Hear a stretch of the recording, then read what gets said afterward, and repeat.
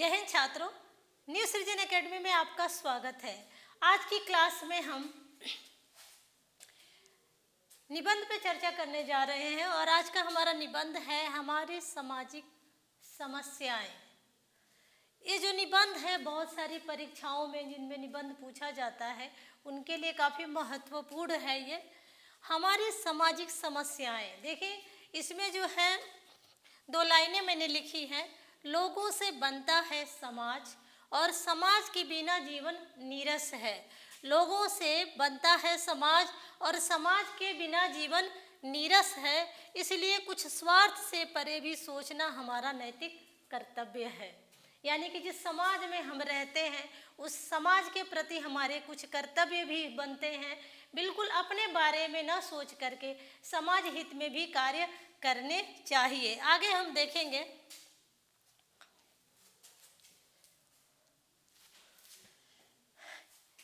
हमारी सामाजिक समस्याएं, हेडिंग डाल लेंगे और इसके अंदर देखेंगे मनुष्य एक सामाजिक प्राणी है। समाज में रहते हुए उसे समाज द्वारा बनाए गए नियमों का पालन करना अनिवार्य रूप से करना होता है। यदि वह ऐसा नहीं करता है तो इसके सामाजिक मूल्यों का इससे होगा, यहाँ पे इससे सामाजिक मूल्यों का ह्रास तो होता ही है, साथ ही बहुत से सामाजिक समस्याओं को पनपने का मौका भी मिलता है।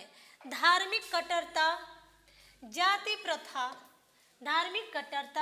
प्रथा, अंधविश्वास, नारी शोषण, दहेज प्रथा, सामाजिक शोषण, बेरोजगारी और शिक्षा, जनसंख्या वृद्धि, भ्रष्टाचार, गरीबी इत्यादि हमारी प्रमुख सामाजिक समस्याएं हैं।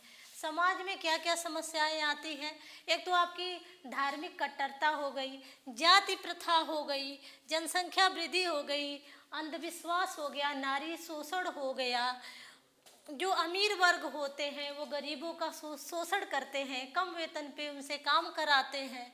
और जो गरीबी होती है, जो नारी शोषण होता है, जो दहेज प्रथा, ये सामाजिक कुरीतियाँ जो है सामाजिक समस्याओं का कारण बनती है। कुछ समस्याओं की जड़ में धार्मिक कुरीतियाँ हैं तो कुछ ऐसी समस्याएं भी हैं जिन्होंने सदियों की गुलामी के बाद समाज में अपनी जड़ें स्थापित कर ली हैं, जबकि कुछ समस्याओं के मूल में दूसरी पुरानी समस्याएं रही हैं। आइए कुछ उल्लेखनीय सामाजिक समस्याओं के बारे में विस्तार से जानते हैं।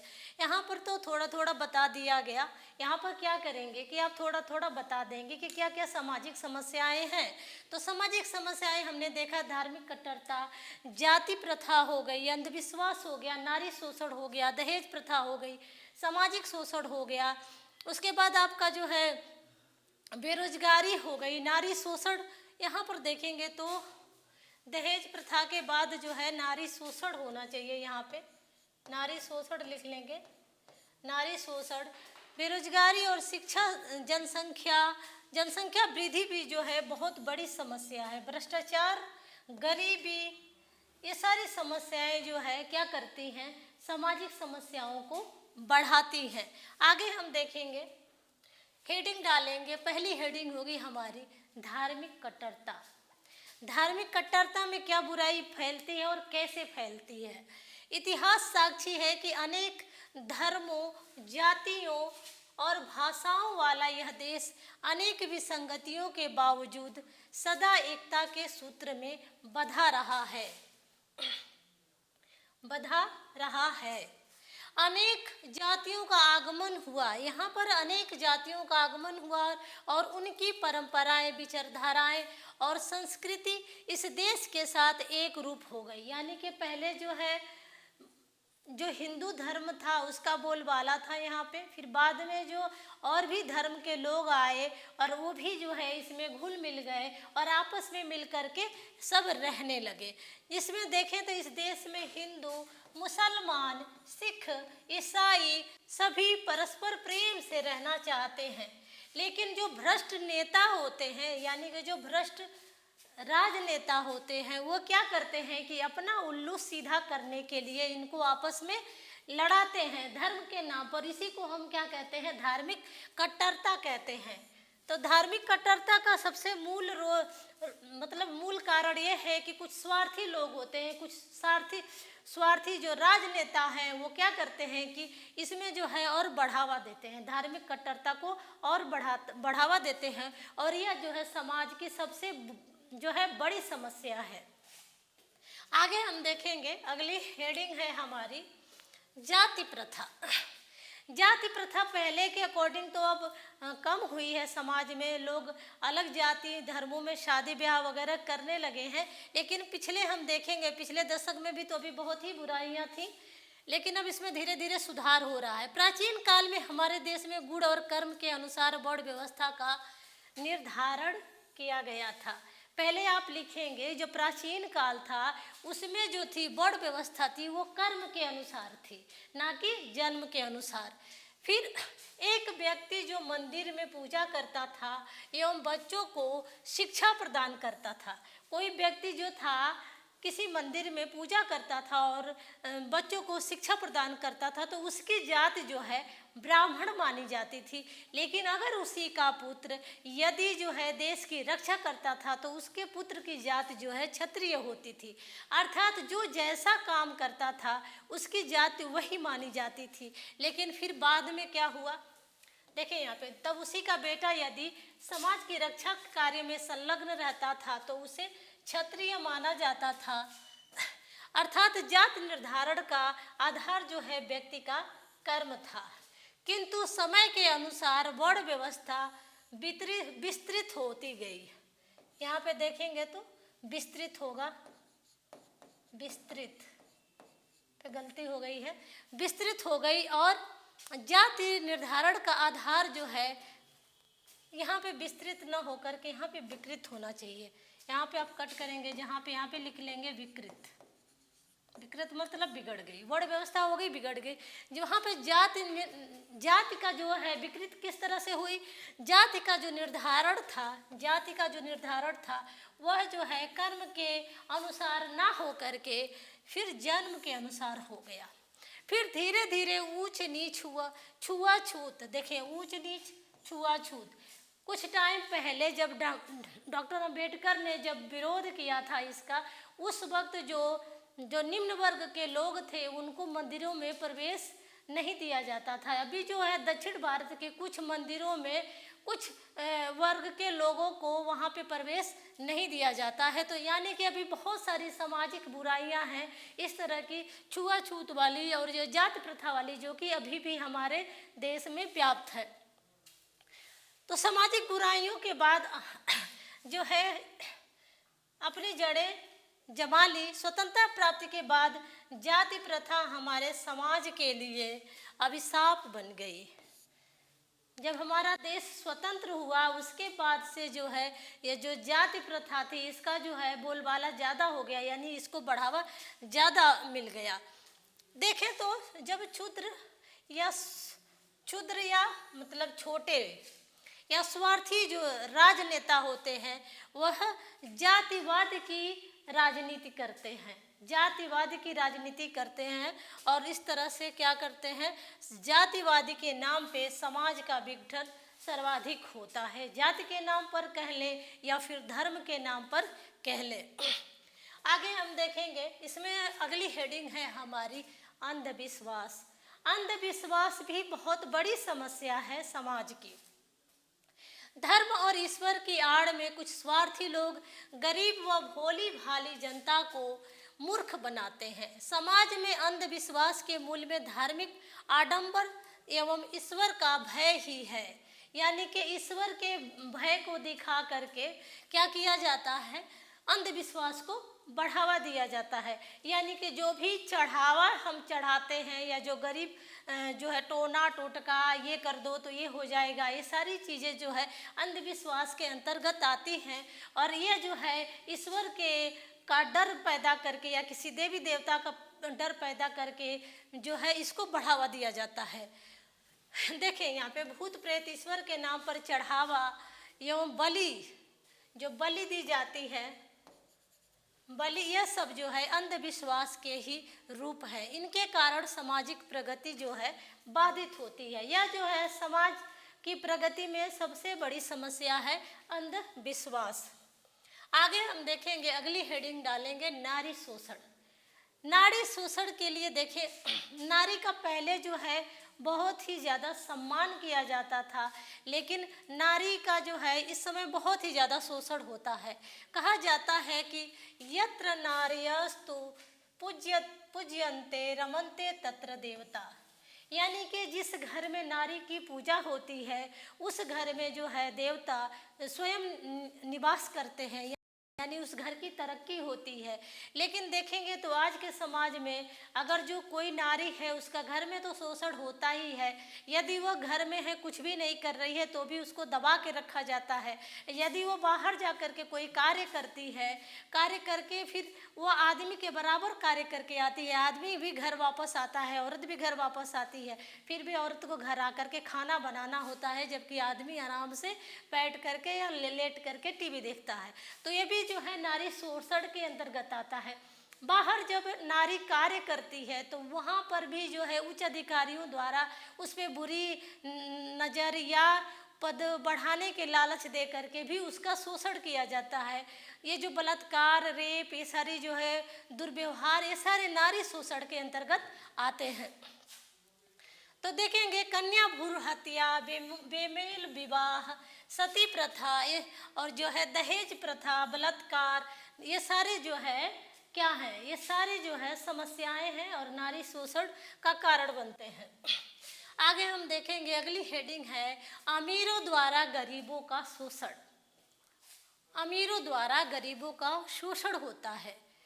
अमीर क्या करते हैं कि कम वेतन पे गरीबों से कार्य करवाते हैं, जिससे उनका जो है घर का गुजारा करना मुश्किल होता है। देखेंगे धनिक वर्ग के लोगों द्वारा गरीबों का शोषण देश की एक बड़ी सामाजिक समस्या है।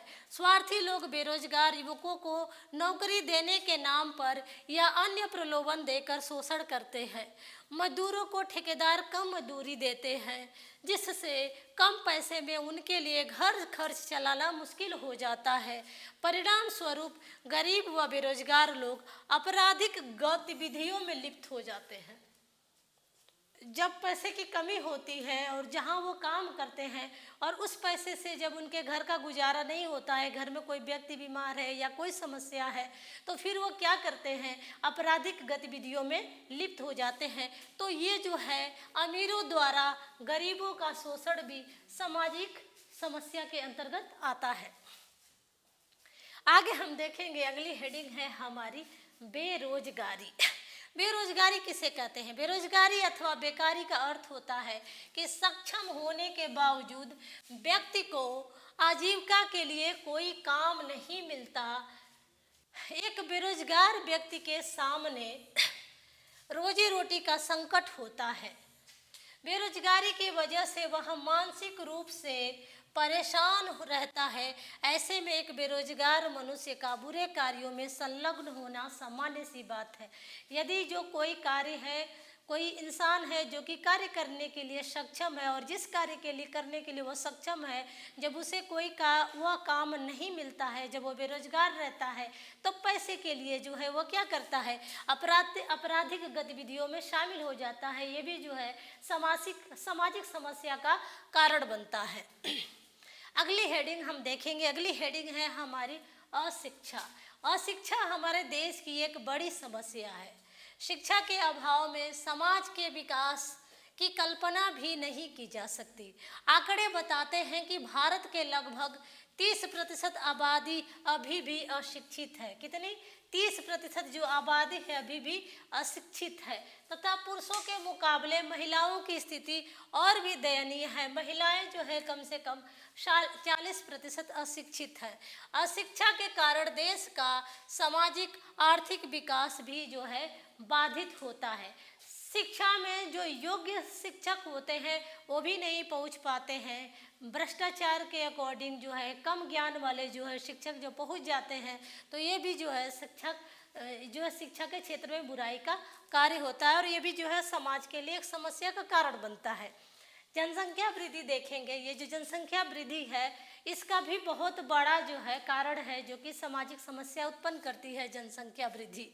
जनसंख्या वृद्धि हमारे समाज की कई बुराइयों की जड़ है। बहुत सारी समस्याएं जो है जनसंख्या वृद्धि से ही उत्पन्न हो जाती है। देखें, वर्ष 2011 की जनगणना के अनुसार भारत की जो जनसंख्या थी वह 1 अरब 21 करोड़ थी। अब तो बहुत ही ज़्यादा हो गई। जो नए आंकड़े आने वाले हैं उन नए आंकड़ों में जो है यह बहुत ही ज़्यादा दिखाई देगी जनसंख्या। तो ऐसे में तेजी से बढ़ रही जनसंख्या के लिए वृद्धि के अनुपात में आवश्यक वस्तुओं का उत्पादन न होने के कारण महंगाई का ग्राफ लगातार बढ़ेगा। अगर मान लीजिए हमने एक ग्राफ बना लिया कि आवश्यक वस्तुएं जो कि आवश्यक वस्तुएं हैं, मान लीजिए कि ये जो है कम है और जो है जनसंख्या बहुत ज़्यादा है। तो जनसंख्या बहुत ज़्यादा है, आवश्यक वस्तुएं कम है। तो जनसंख्या जब ज़्यादा होगी तो महंगाई जो है अपने आप बढ़ेगी। जब आवश्यक वस्तुएं जो होगी वो कम होगी और जनसंख्या ज़्यादा होगी तो महंगाई अपने आप जो है बढ़ जाएगी। तो महंगाई बढ़ने का सबसे मेन जो है कारण क्या है? जनसंख्या वृद्धि है। बेरोजगारी की भी सबसे मेन समस्या क्या है? जनसंख्या वृद्धि है। देखेंगे स्थिति महंगाई का ग्राफ लगातार बढ़ रहा है। आवश्यक वस्तुओं का उत्पादन ना होने की स्थिति में जनसंख्या वृद्धि के लिए वृद्धि के अनुपात में आवश्यक वस्तुओं का उत्पादन ना होने की स्थिति में महंगाई का ग्राफ लगातार बढ़ रहा है। इसके अतिरिक्त बढ़ती जनसंख्या के अनुपात में रोजगार के अवसर सृजित नहीं होने के कारण बेरोजगारी एवं गरीबी में वृद्धि होती है। तो आगे अनेक सामाजिक समस्याओं एवं बुराइयों की जड़ बनती है जनसंख्या वृद्धि। आगे हम देखेंगे, अगली हेडिंग है हमारी भ्रष्टाचार।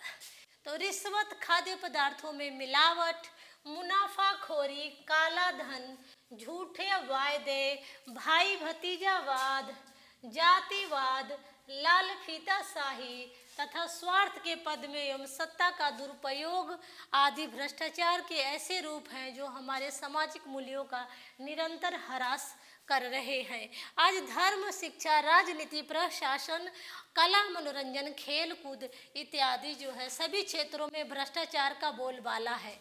गरीबी, बेरोजगारी, सरकारी कार्यों का विस्तृत क्षेत्र,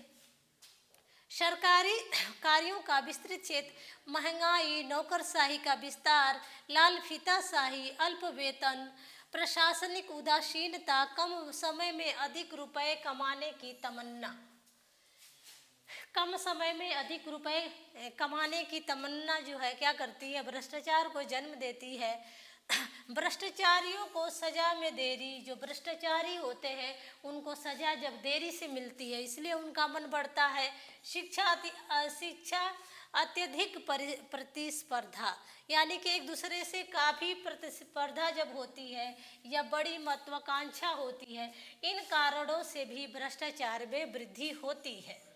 जहां लोगों का नैतिक एवं चारित्रिक पतन हुआ है वहीं दूसरी ओर देश को भी आर्थिक क्षति उठानी पड़ी है।